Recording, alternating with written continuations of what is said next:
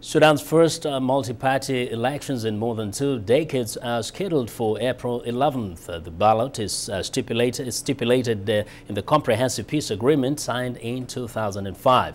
The CPA ended the long and bloody conflict between the North and South, and the elections will give Sudanese a chance to freely choose representatives for the first time since 1986.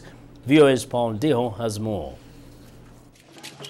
Several weeks from the country's first national election in 24 years, Sudan stands at a crossroads. The election is a major milestone in its comprehensive peace agreement, the CPA. Sudan's government just signed a ceasefire with the main Darfur rebel group, paving the way for a broader peace deal. Sudan's President Omar al-Bashir took his campaign for the presidency to the semi-autonomous South, from which for over 2 decades was at war with his government. If I'm elected president, I will work to protect the peace for the implementation of the CPA to its last article. If I become president, whether the South separates or not, I will still be with the Southerners. The projects we have promised, we will implement. Sudan's ruling party is under pressure to open up the election to all key participants and make it credible.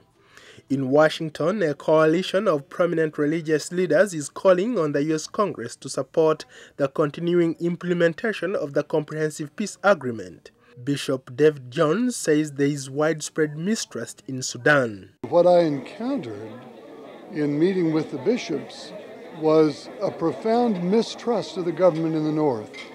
A sense that there was a fear that the elections might not happen, the decision on the vote of separation might never happen, and a sense that the government was trying to manipulate the process.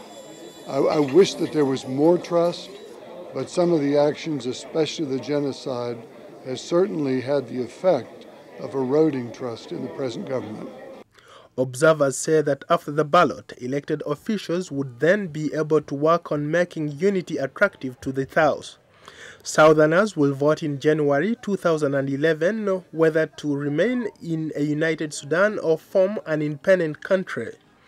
Analysts say that the Sudanese People's Liberation Movement, the SPLM, is interested in consolidating its position in the South before the independence referendum. In February, South Sudan's President Salva Kiir began his campaign for the president of the semi-autonomous state, pledging to stomp out corruption. If I am elected and come back, I think things will be different from what has been happening for the last 5 years. Many Southerners have become frustrated at the slow process of the development and perceived corruption in the oil-producing region.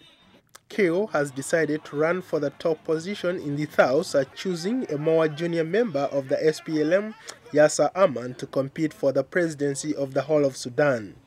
But Kiir is widely expected to win the southern vote.